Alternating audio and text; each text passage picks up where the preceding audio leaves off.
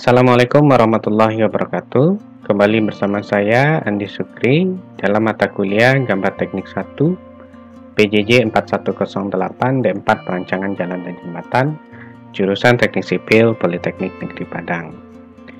Pada kesempatan kali ini saya akan menjelaskan tentang jembatan, di mana pada gambar teknik 1 ini sebenarnya itu kita akan konsentrasinya itu memiliki dua komponen, yaitu jalan dan jembatan. Pada slide kali ini saya akan menjelaskan khusus untuk jembatan, yang mana ini akan menjadi dasar bagi kalian untuk melakukan bagaimana menggambar jembatan, bagian-bagian jembatan yang mana harus kalian identifikasi, seperti apa tipe-tipe jembatan, dan komponen-komponen yang terkait dengan jembatan. Baiklah, untuk pertama kali saya akan menjelaskan pertama, yaitu acuan normatif yang digunakan bagi seorang teknik sipil yang bekerja di bidang jembatan. Itu apa-apa saja yang menjadi dasar bagi mereka untuk mendesain sebuah jembatan. Jadi jembatan itu tidak hanya didesain menghubungkan satu tempat dengan tempat lainnya, tetapi dia memiliki aturan yang cukup kompleks untuk menghindari adanya risiko-risiko bahaya, kemudian untuk memfasilitasi kegiatan yang akan berlangsung di melewati jembatan itu sendiri, sehingga muncullah aturan-aturan yang dimana membuat jembatan itu kokoh berdiri dan mampu bertahan dalam jangka waktu yang cukup lama. Nah, adapun aturan-aturan yang digunakan untuk mendesain sebuah jembatan, yaitu yang pertama kali adalah Permen PU nomor 19 PRT tahun 2011. Nah, ini tentang persyaratan teknis jalan dan teknis jalan dan kriteria perencanaan teknis jalan. Nah, kemudian peraturan selanjutnya adalah Permen PU nomor 41 tahun 2015, itu terkait dengan penyelenggaraan keamanan jembatan dan terowongan. Kemudian surat edaran Menteri PUPR tahun 2015, yaitu pedoman persyaratan umum perencanaan jalan dan perencanaan jembatan. Kemudian SNI 1725 2016, itu tentang pembebanan. Jadi beban-beban apa saja yang harus diakomodir oleh sebuah jembatan, itu harus tertera pada peraturan ini. Kemudian SNI 2833 perencanaan jembatan terhadap beban gempa, ya, ini kalau kalian mendesain jembatan terhadap beban gempa. Kemudian tahu SNI 03 2850 1992 tata cara pemasangan utilitas di jalan. Jadi ini pelengkap seperti lampu, krep, kemudian trotoar, median. Nah, ini peraturannya. Kemudian SNI 8460 2017 tentang persyaratan perancangan geoteknik. Kemudian RSNI ini masih dalam tahap rancangan. T03 2005 standar perencanaan struktur baja untuk jembatan. Jadi kalau kalian ingin mendesain jembatan baja, maka yang akan digunakan adalah peraturan ini. Kemudian RSNI T12 2004 perencanaan struktur beton untuk jembatan. Kemudian yang adalah BMS 92 Bridge Design Code volume 1 dan 2. Kemudian ini untuk desain yaitu BMS 92 Bridge Manual Design volume 1 dan 2. Kemudian peraturan yang sering digunakan adalah banyak di seluruh dunia adalah ASTO LRFD Bridge Design Specification. Nah, jadi inilah aturan-aturan yang mungkin kalian sejak awal sekarang, mungkin mulai dari sekarang sudah mulai kalian cari dan mulai kalian pelajari, ya, mumpung masih dalam semester yang awal, ya, semester 1, maka peraturan-peraturan inilah yang akan sering kalian pakai selama kalian belajar mengenai apakah itu gambar jembatan, desain jembatan, ataupun manajemen jembatan. Jadi mulailah dicari peraturan-peraturan ini, bisa lewat Google atau atau cari di pustaka. Nah, kemudian baru kita lanjut kepada pengertian jembatan. Nah, apa itu jembatan? Jembatan adalah suatu konstruksi yang dibangun untuk melewatkan massa, ya, lalu lintas, orang, air, lewat atas suatu penghalang. Nah, apa itu penghalang? Nah, kalau kita berbicara penghalang itu kalau bisa dibedakan itu dia terdiri kepada dua jenis, ya penghalang ini. Penghalang itu ada dua tipe, yaitu penghalang yang natural dan penghalang buatan. Ya, kalau penghalang natural itu seperti lembah, sungai, laut, nah itu adalah penghalang. Tapi kalau yang buatan seperti ada jalan raya di bawahnya seperti jalan tol. Kenapa harus dibikin jembatan? Ya karena kalau jalan tol itu kan tidak boleh orang melintas, sehingga dibikinlah jembatan, ya, jembatan penyeberangan. Nah, begitu juga dengan atau dibikin terdapat pemukiman. Sedangkan di situ padat pemukiman dan tidak mungkin dilakukan pembebasan lahan, maka dibikinlah flyover, ya. Kemudian konstruksi daripada jembatan ini dibedakan menjadi dua, adalah bangunan atas dan bangunan bawah. Nah, apa itu bangunan atas? Nah, itu nanti akan kita bahas. Kemudian berdasarkan nomenklatur, penamaan konstruksi jembatan ditentukan oleh jenis bangunan atasnya dan material. Jadi tipe daripada jembatan itu tergantung ini jembatan apa gitu, ya. Maka itu jembatannya itu tergantung dari materialnya. Kemudian jenis bangunan atasnya, ada bangunan atasnya berupa rangka, ada bangunan atasnya berupa kabel, atau atasnya berupa jembatan gantung. Nah, itu cara penamaannya, ya, seperti yang kalian lihat di slide, ada gelanggar beton, pelengkung beton, pre-stress ini namanya jembatan prategang, ya, kemudian jembatan rangka baja, kemudian jembatan gantung baja, kemudian ada kabel stay. Nah, untuk pedoman umum bentang ekonomis, jadi ketika kalian akan memikirkan sebuah jembatan, maka ada beberapa pedoman untuk melihat ini jembatan ini bentang secara ekonomisnya itu seperti apa, ya. Nah, maka bisa kita lihat untuk jika kalian ingin menentukan tipe daripada jembatan yang akan kalian bikin, itu tergantung dari jarak yang kalian temukan, ya. Jadi ketika kalian ingin mendesain sebuah jembatan, yang kalian terpikir dalam otak kalian pasti berapa sih bentang yang harus saya lewati, ya, berapa sih jarak yang harus saya lewati. Nah, dan berdasarkan dari tabel bridge span yang ada di sini, maka ini bisa kita lihat bahwasanya untuk bentang sampai 15 meter itu cukup dengan menggunakan flat slab beton. Jadi istilahnya cukup dengan menggunakan jembatan deck atau jembatan lantai, ya, flat slab. Jadi cukup coran seperti lantai biasa. Kemudian 10 sampai 18 meter itu bisa menggunakan gelanggar beton T. Jadi sudah ada di sini ada plat lantainya, ya. Kemudian sudah ada seperti balok di bawah. Nah, kemudian 18 sampai 25 bisa modifikasi gelanggar beton T. Jadi sudah ada istilahnya di sini bagian bawahnya wing slabnya, sayap bawahnya pada bagian atas. Kemudian masih menggunakan beton pada jarak 25 sampai 40 meter, ini pakai box beton bertulang. Ini bisa pakai box. Kenapa pakai box? Pertama, untuk box ini dia ada rongga, tapi dia memiliki kekuatan yang cukup besar jika dibandingkan dengan tipe sebelumnya. Nah, kalau seandainya dia berada pada bentang 25 sampai 40, itu bisa menggunakan gelanggar I pratekan. Nah, jadi gelanggar I pratekan atau pre-stress ini jembatannya itu berbeda, ya. Dia memiliki kabel di dalamnya. Nanti akan kita bahas secara lebih detail pada gambar teknik 2 ya, semester depan.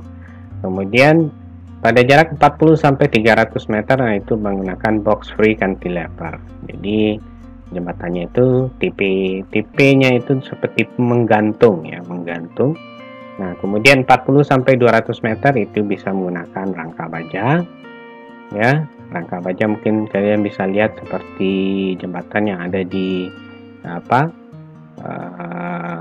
dekat ini,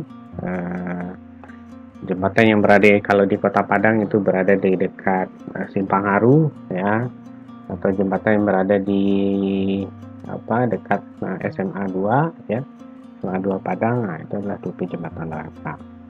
Nah, kemudian pelengkung baja. Nah, ini 150 sampai 400 meter. Kalau di daerah Sumatera Barat ini ya berada di perbatasan antara Batu Sangkar tanah datar dengan Padang Panjang, atau mungkin jalan yang mau masuk ke Padang Panjang kalau dari arah Padang, atau mau ke Lembah Anai kalau dari Padang Panjang ya. Kemudian 200 sampai 500 meter itu kabel stay ya, ini menggunakan kabel baja. Kemudian 300 sampai 2000 meter itu menggunakan jembatan gantung. Nah, apabila tidak direncanakan secara khusus, maka dapat digunakan bangunan atas jembatan standar bina marga sesuai dengan bentang ekonomis dan kondisi lalu lintas air di bawahnya. Jadi perlu diperhatikan seperti apa kondisi lalu lintas air di bawahnya. Jadi kalau cuma lewat air saja itu tidak masalah, tetapi menjadi masalah kalau nanti ada lewat kendaraan atau lewat kapal ya, kapal tanker, maka itu butuh span yang cukup panjang atau tinggi, clearance ya, ruang bebas yang cukup tinggi ya.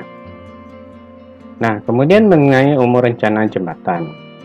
Nah, jembatan sementara atau jembatan yang dapat dibongkar pasang itu dibuat dengan umur rencana paling kurang tidak lebih dari 20 tahun.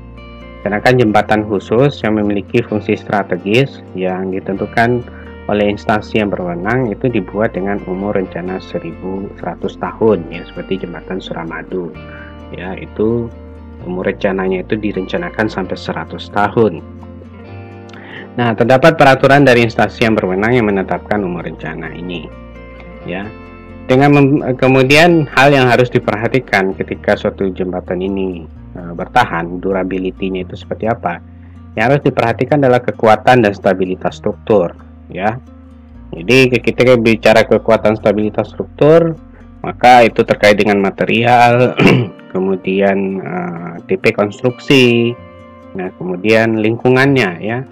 Seperti apa? Seperti kalau jembatan yang berada di daerah laut ya, itu akan sangat memiliki potensi yang cukup besar terhadap korosi. Maka akan dilakukanlah tindakan-tindakan bagaimana korosi itu tidak terjadi ya. Kemudian keawetan dan kelayakan jangka panjang, kemudahan pemeriksaan dan pemeliharaan ya, ini sangat perlu sekali.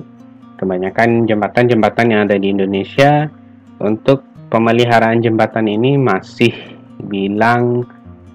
kurang ya, tidak ada pemeliharaan sama sekali, ataupun monitoring pun juga tidak ada ya. Kemudian kenyamanan bagi pengguna jembatan ya, kadang ada jembatan yang cukup bagus tapi ketika lewat di sana kita merasa was-was karena ada sedikit bergoyang, maka itu perlu diperhatikan ya. Jadi tidak hanya estetikanya saja, tetapi juga harus diperhatikan bagaimana orang itu nyaman berada di atasnya. Kemudian ekonomis ya, ekonomis ini ketika kita membangun sebuah jembatan, bagaimana kita merencanakannya dengan menggunakan budget yang optimum ya, bukan budget yang sedikit-dikitnya, tapi budget yang optimum, sehingga fungsi daripada jembatan ini dapat bertahan lama dan memiliki umur sesuai dengan umur rencana. Kemudian kemudahan pelaksanaan ya, seperti jembatan ya, ini terkait dengan metode konstruksi, bagaimana cara membikinnya ya. Nah, baru kita memikirkan estetika bentuk ya, karena jembatan ini juga bisa menjadi aset pariwisata. Kemudian selanjutnya dampak lingkungan secara minimal ya. Nah, kemudian kita masuk kepada apa itu gambar rencana ya. Nah, pada dasarnya di gambar teknik itu terbagi kepada kepada tiga maksud saya, di mana proses. Jadi gambar teknik itu tidak hanya satu gambar saja, tetapi ada proses dari conceptual design atau dari rencana awal sampai bangunan itu berdiri, maka akan ada juga sebuah gambar yang dihasilkan jika jembatan itu berdiri, ya. Pertama yang kalian kenal adalah architectural drawing, ya. Architectural drawing atau biasa disebut dengan gambaran rencana. Nah, ini adalah merupakan konsep dasar. Jadi seorang owner ingin membangun sebuah jembatan, ya. Mungkin bupati, saya ingin membangun jembatan Padang ke Mentawai umpamanya. Nah, pemikiran-pemikiran itu maka didatangkanlah konsultan perencana, apakah itu arsitek, apakah itu orang ahli jembatan, maka mereka memberikan konsep dasar berpikir. Jadi pemikiran dari si gubernur ini akan diwantahkan dalam bentuk model atau sketsa. Jadi masih dalam bentuk tampak, ya, kemudian dibentuk potongan, kemudian jenis konstruksi yang diinginkan itu seperti apa, maka itu diberikan. Pada tahap ini masih dalam tahap ukuran dan dimensi, masih dalam tahap preliminary dan estetika. Jadi belum dalam tahap ukurannya itu belum ukuran-ukuran yang begitu detail, ya. Jadi masih dalam asumsi-asumsi sesuai dengan aturan yang diberikan oleh pemerintah. Kemudian setelah itu maka di sini akan dapat diperolehlah untuk budget estimasi. Jadi dari gambar rencana ini maka akan muncullah yang namanya estimasi, ya, estimasi biaya, ya, estimasi biaya. Jadi budgetnya itu masih dalam tahap estimasi. Jika bentang jembatan segini, ya, kemudian dengan tipe tipe daripada jembatannya adalah jembatan beton. Nah, itu biasanya ada aturan estimasinya dengan per meter itu berapa juta, kemudian dikalikan berapa panjang total, maka itu didapatlah estimasi. Nah, kemudian dari biaya estimasi ini, dari nilai estimasi ini, maka diambillah 10% dari biaya estimasi untuk bagaimana arsitek ini melakukan perencanaan sebuah gambar rencana daripada sebuah jembatan. Kemudian dimasukkan ke lelang, ya. Mungkinlah namanya tahapan selanjutnya adalah detail engineering design, atau gambar yang selanjutnya dihasilkan adalah shop drawing. Nah, pada detail engineering design ini ini sangat kompleks, ya.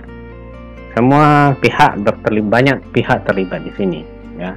Mulai dari ahli struktur, ahli mekanikal, elektrikal, plumbing, ya, ahli lingkungan, ahli manajemen proyek, ya, semuanya mereka dibayar untuk bagaimana memikirkan si jembatan ini bisa berdiri. Jadi tidak hanya dalam tahapan konsep gambar lagi, tapi bagaimana dia tahan terhadap gempa, tahan terhadap truk yang lewat di atasnya.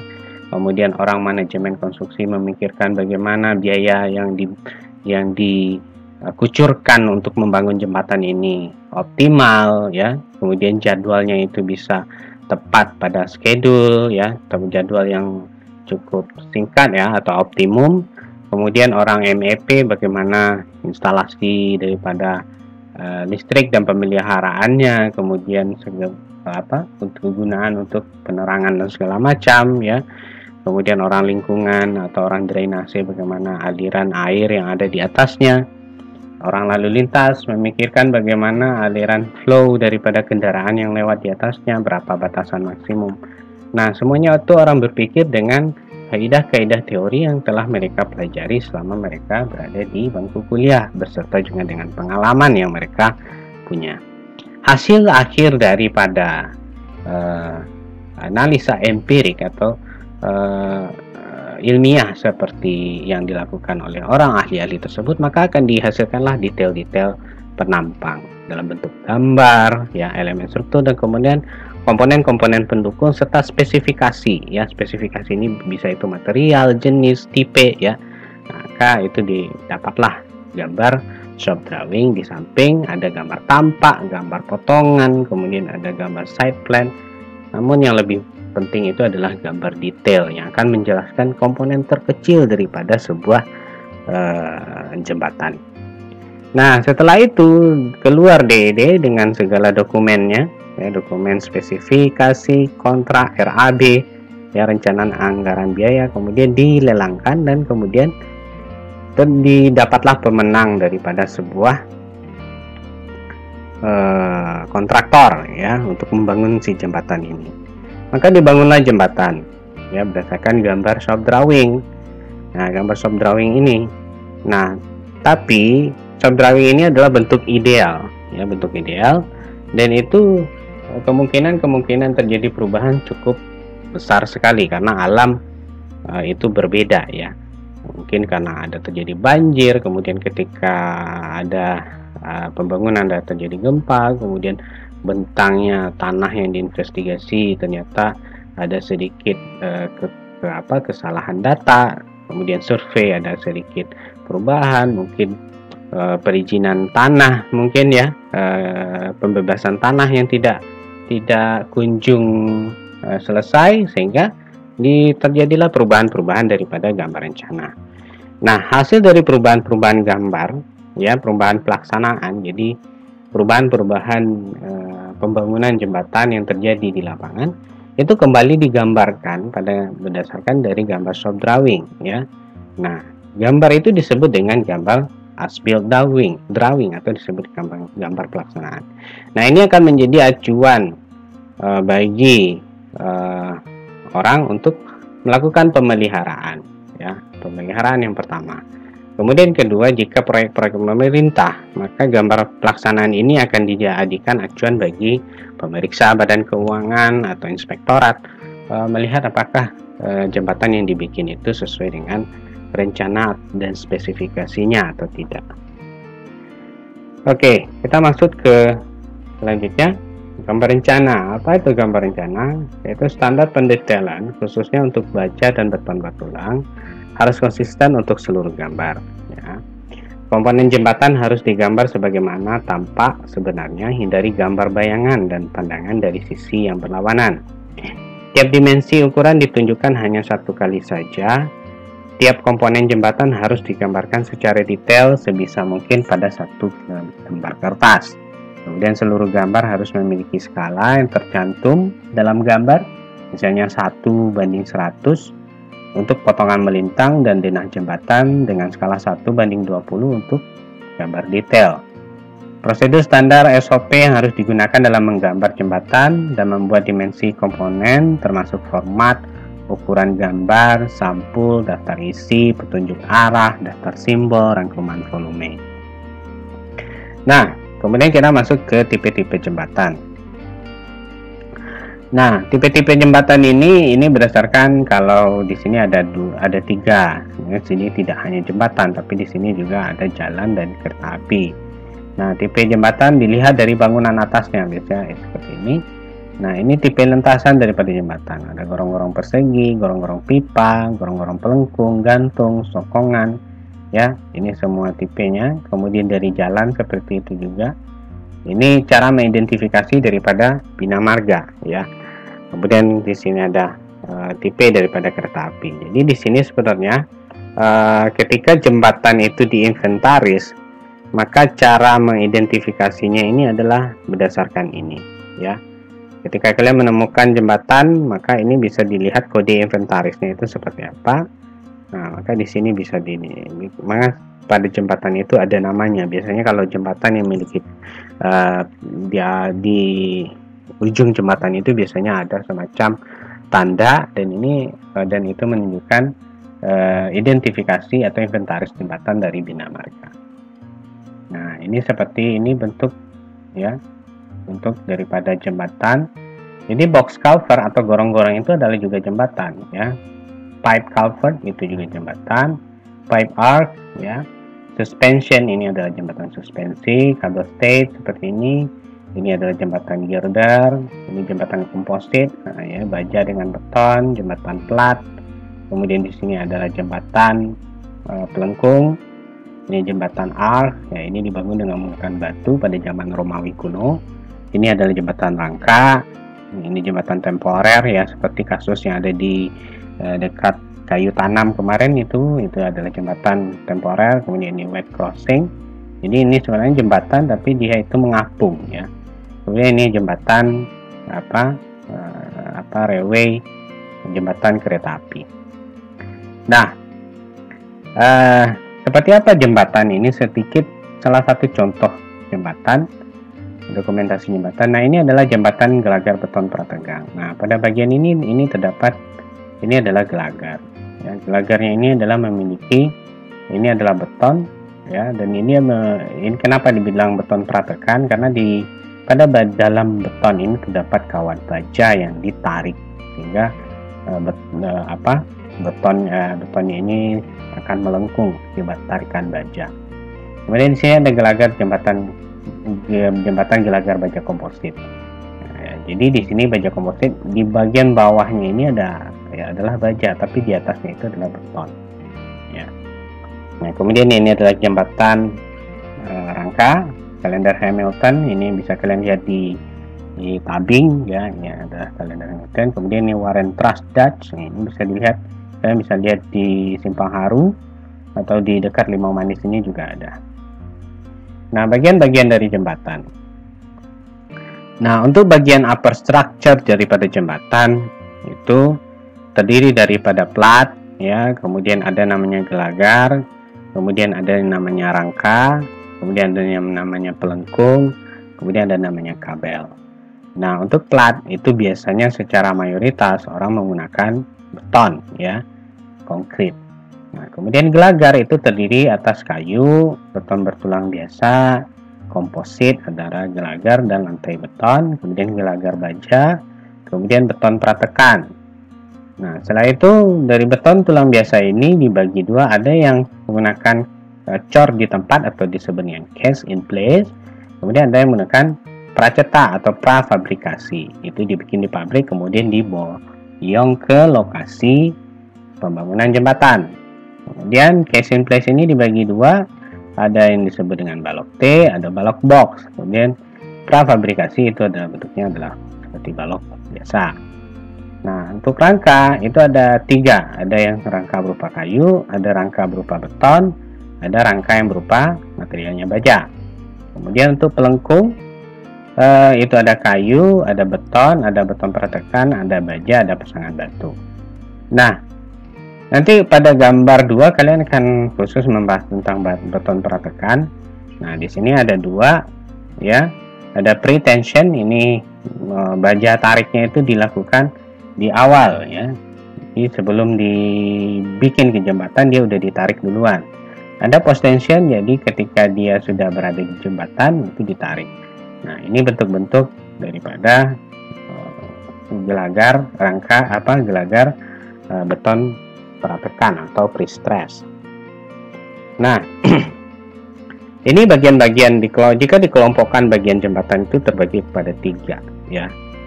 Ya, pada dasarnya itu 2 ya, tapi di sini ada pondasi. Ya. Itu bangunan atas. Bangunan atas itu berupa plat lantai ya, tempat kendaraan lewat ya. Di atasnya kemudian gelagar. Gelagar ini berada di bawah lantai jembatan. Kemudian ada cross beam. Cross beam ini adalah yang melintang ya, untuk menahan gelagar ini supaya tidak terombang-ambing ya. Jadi ini namanya cross beam. Kemudian di situ ada landasan atau disebut bearing pad yang terletak pada ujung-ujung jembatan. Ya. Kemudian bangunan bawah terdapat kepala pilar atau kepala pilar itu berada di bawah daripada gelagar. Kemudian ada pilar, itu tiang atau pier ya, disebut dengan pier, head pier. Kemudian ada di bawahnya itu pile cap. Pile cap ini sebenarnya adalah yang menghubungkan antara pilar ini dengan pondasi. Kemudian bagian pondasi itu ada jenis pondasi, ada banyak untuk digunakan ke jembatan, ada pondasi telapak, ada pondasi semuran, ada pondasi tiang pancang, ada porpel. Nanti akan kita jelaskan satu persatu jenis-jenis pondasi ini. Nah, seperti inilah gambar daripada bagian jembatan. Jika kita lihat, jika saya kelompokkan menjadi 2, inilah bagian atas jembatan. Ya, ini substructure, ini di atas itu upper structure, kemudian ini adalah substructure, ini adalah pondasi. Ya. Nah, jika dilihat secara lebih detail, maka inilah ada approach slab, jadi flat deck, ya. Ya, ini jembatan itu pada bagian antara dia menyentuh tanah dan menuju jembatan itu ada namanya slab. Ya, kemudian ini ada lantai jembatan, ini curb. Curb ini antara pembatas antara jalan dengan trotoar. Nah, di sini ada expansion joint jika jembatannya itu terpisah, ya. Supaya dia tidak terjadi benturan maka disebut dengan expansion joint, itu berada di tengah-tengah, ataupun di sini juga ada expansion joint. Kemudian di sini ada handrail, ini pagar jembatan. Kemudian ini adalah deck jembatan. Nah, ini adalah parapet atau bahasa kita itu loneng, ya, dalam bahasa Indonesia loneng. Nah, kemudian di bawah ini ada girder. Ini adalah girder. Ini logging beam. Nah, ini cross beam, ya, atau biasa disebut dengan diafragma. Nah, inilah bagian dari atas jembatan. Kemudian bagian substructure, nah ini adalah abutment. Ini abutment. Kemudian abutment itu pada pinggir-pinggirnya itu disebut dengan wing wall, ada seperti sayap, ya. Sayap. Kemudian di sini ada back wall, ya. Kemudian dia ada slab. Ya, ini slab. Sebenarnya di sini ada pondasi, ya. Biasanya kalau tiang pancang dia seperti ini. Nah, setelah itu di bagian tengah, ya, kalau ada di tengah jembatan itu ada struktur, maka itu disebut dengan pier. Dia itu seperti tiang atau mungkin seperti dinding, ya, dinding. Nah, ini namanya pier atau pilar. Ini adalah head pier. Nah, ini adalah slab. Nah, kalau umpamanya di sini ada embankment, nah, atau timbunan, maka dia akan berbentuk seperti ini. Nah, ini tinggi muka air, ya, ini tinggi muka. Nah, yang clearance itu adalah ini, ya. Jika di sini ada air, ya, maka berapa clearance, berapa ruang bebas yang ada di antara tinggi permukaan air dengan lapisan terbawah pada girder, ya, supaya umpamanya kalau orang lewat ataupun kendaraan lewat ataupun kapal yang lewat itu tidak nabrak jembatan. Nah, untuk standar bangunan atas jembatan itu yang pertama standar bangunan atas gelagar beton bertulang tipe T untuk bentang 6-25 meter, beton pratekan I dan T 16-40, girder komposit 20-30 meter, voided slab itu 6-16 meter, rangka baja 40-60 meter. Untuk standar bangunan pelengkap, standar gorong-gorong persegi, beton bertulang, box single, double, dan triple. Kemudian untuk revisi pengembangan standar jembatan Bina Marga, ya, gelagar beton tipe bertulang, ini ada revisinya, gelagar beton pratekan tipe I dan U, girder komposit 15-35 meter, dan voided slab 6-16 meter. Nah, ini yang saya bilang ruang bebas, ya, ruang bebas. Jika kalian melihat di gambar di samping, nah ini dia. Ya, jika ada kapal yang lewat di sini, kapal Titanic lewat sini, maka dia nggak boleh ngantam ini. Kalau ngantam orang nggak bisa lewat lagi, ya. Jadi ruang bebas adalah ada dua, ya, horizontal dan vertikal. Di bawah jembatan disesuaikan dengan kebutuhan lalu lintas kapal dengan mengambil freeboard minimal 1 meter dari muka air banjir. Jadi peak tinggi muka air yang paling tinggi, ya. Kemudian ruang bebas vertikal jembatan di atas jalan itu minimal 5,1. Jadi ketika ada jalan yang lewat di atasnya, maka minimal itu tinggi jembatan itu berada di atas 5,1 meter ruang bebas. Horizontal clearance itu ditentukan berdasarkan kemudahan navigasi kapal. US Guide Specification horizontal clearance minimum adalah 2-3 kali panjang kapal rencana atau 2 kali lebih besar dari lebar channel atau lebar selatnya. Kemudian vertical clearance ditentukan berdasarkan tinggi kapal yang lewat dalam kondisi batas dan permukaannya tinggi. Tinggi kapal memperhitungkan kondisi kapal yang ada dan proyeksi ke depan. Jadi kapal apa saja yang mau lewat maka itu harus diproyeksikan ke depan. Nah, seperti ini kejadian kalau seandainya kapal itu tidak bisa lewat, ya dia runtuh, dia dicopot, ditarik sama kapal sehingga copot, ya. Oke, demikianlah kuliah penjelasan tentang jembatan untuk gambar teknik. Mungkin untuk pertemuan selanjutnya kita akan melakukan video conference untuk membahas tentang bagaimana kita akan melakukan studi lapangan di daerah masing-masing. Jadi silakan kalian identifikasi di jembatan yang ada di dekat rumah kalian masing-masing. Kemudian itu akan kita bahas pada pertemuan minggu depan melalui video conference. Jika ada pertanyaan silakan ajukan melalui WhatsApp. Jangan lupa like, share, and subscribe. Terima kasih banyak atas perhatiannya. Saya akhiri. Assalamualaikum warahmatullahi wabarakatuh.